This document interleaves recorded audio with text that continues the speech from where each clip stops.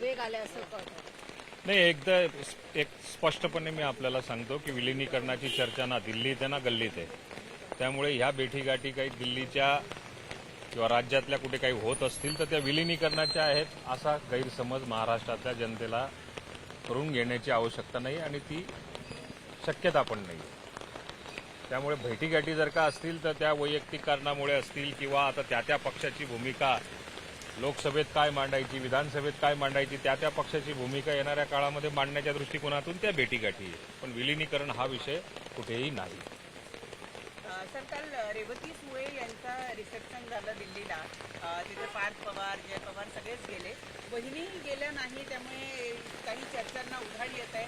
त्याचे वेगवेगळे तर्कवितर्क लावले जातात. त्या रेवतींचा समजा जर का विवाह सोहळा झाला त्यावेळी पूर्ण वेळ वहिनी मुंबईमध्ये होत्या. त्यांच्या सगळ्या पारिवारिक जे काही कार्यक्रम असतील, कौटुंबिक कार्यक्रम असतील त्या सगळ्या ठिकाणी होत्या.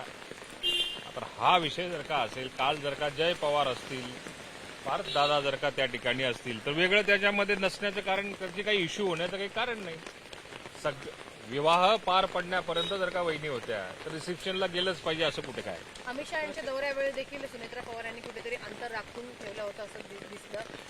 त्यांना अमित शहानी भेटीची वेळ देखील दिली नसल्याची देखील माहिती मिळत होती. त्यामुळे प्रशांत किशोर यांची एक किनार जी आहे ती या सगळ्या घडामोडींना दिली जाते. नाही, मुळात अमित शहानी भेट टाळली किंवा त्यांनी भेटीची वेळ मागितली असं काही झालेलं नाही. आणि मी आपल्या माध्यमातून महाराष्ट्राच्या जनतेला या ठिकाणी सांगतो, प्रशांत किशोर भेटले असतील, अजून कोणी भेटले असेल तर भेटले असतील. काय त्याच्यामध्ये वावगं काय? त्या पक्षाचं काम आहे, त्या पक्षाची जबाबदारी आहे, त्या पक्षाला कसं वाढवायचं त्या पक्षाचे ते प्रामुख्याने काम आहे. त्यामुळे कोणाला भेटले किंवा नाही भेटले याचा दुरामात्र भेटी न होण्याचं कारण, दुरामात्र याचा काही कुठे संबंध वाटत नाही. भेटले का नाही भेटले याची मला कल्पना नाही, पण भेटले जरी असतील तरी याच्यामध्ये वावगा वाटण्याचं काही कारण पण नाही. देशामध्ये ज्यावेळेस महाराष्ट्रामध्ये देशाचे गृहमंत्री येतात त्यावेळेस प्रामुख्यानं प्रोटोकॉल म्हणून मुख्यमंत्री उपमुख्यमंत्री उपस्थित राहतात. तर सुनेत्रा पवार मात्र त्या भेटीसाठी उपस्थित नव्हत्या. दुसऱ्या दिवशी देखील मुख्यमंत्री उपमुख्यमंत्री अमित शहाच्या भेटीला गेले होते. मात्र सुनेत्रा पवारांना वेळच देण्यात आली नसती असं नाही, या सगळ्या तदान खोट्या गोष्टी आहेत. त्यांना बोलवलेलं असेल, यांचे कार्यक्रम आधीच ठरलेले असतील आणि त्या कार्यक्रम ठरल्याप्रमाणे वहिनी ज्यांच्या कार्यक्रमामध्ये होत्या, मुख्यमंत्री आणि ते आज कॅबिनेटला बरोबर आहेत, काल न राहण्याचं काही दुसरं कारण राहत नाही. प्रशांत किशोर यांची राष्ट्रवादी काँग्रेस पक्षासोबतची जवळीकता पाहता कुठेतरी महायुतीमध्ये भाजपला या सगळ्या गोष्टींची अडचण आहे अशी एक माध्यमामध्ये. आता हे सूत्रांच्या माध्यमातून प्रशांत किशोर हे राष्ट्रवादी काँग्रेस पक्षाच्या जवळीकतेला साधू नयेत असं सूत्रांच्या माहितीनुसार आहे. आता एखादा व्यक्ती जर का भेटला असेल, उद्या ह्याही बातम्या झाल्या की आता पंतप्रधानांना राष्ट्रवादी काँग्रेसच्या नेत्या सुप्रियाताई ह्या जाऊन भेटल्या, ह्याही बातम्या झाल्या. याचा अर्थ भेटीगाठी होणं म्हणजे त्या प्रत्येक भेटीमध्ये राजकीय चर्चा असते असं काढण्याची काही आवश्यकता वाटत नाही मला तरी. परंतु काल राष्ट्रवादी शरदचंद्र पवार पक्षाचे सगळेच्या सगळे खासदार हे पंतप्रधानांना भेटून आले. 10 मिनिटं भेट होईल असं वाटत असताना ती भेट 25 मिनिटं झाली.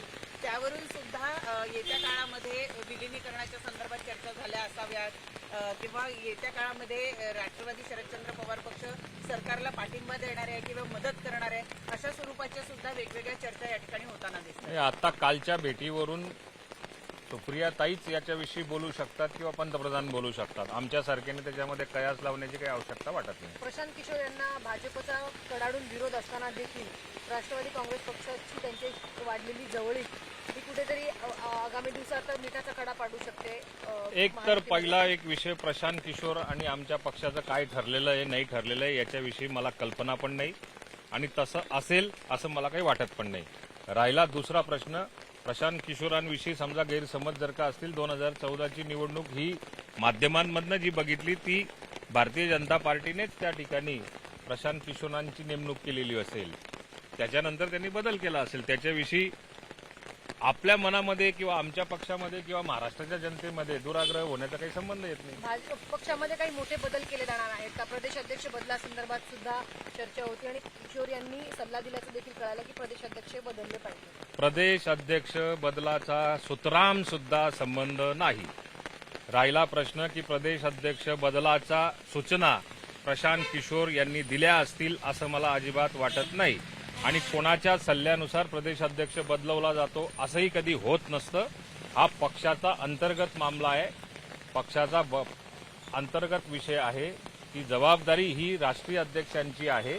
आमचे अध्यक्ष प्रदेश अध्यक्ष चांगलं काम करतायत, त्याच्यामुळे आता बदलण्याचा विषय आणि तेही कुणाच्या सल्ल्यानुसार बदलण्याचा विषय असा राष्ट्रवादी काँग्रेस पक्षामध्ये सुतराम संबंध नाही. सर, प्रदेशाध्यक्ष म्हणून तुमच्याही नावाची चर्चा कधी कधी पडद्यामागे किंवा कानावरती येत असते, की याच्यात किती तथ्य आहे? मला माध्यमांमधनं ही सातत्याने बाब लक्षात आलेली आहे की सूत्रांच्या माहितीनुसार प्रदेश अध्यक्ष अनिल पाटील होतील, अशी जशी तुमच्या सूत्रांकडनं तुम्हाला मिळालेली माहिती असते तशी माझेही सूत्र आहेत.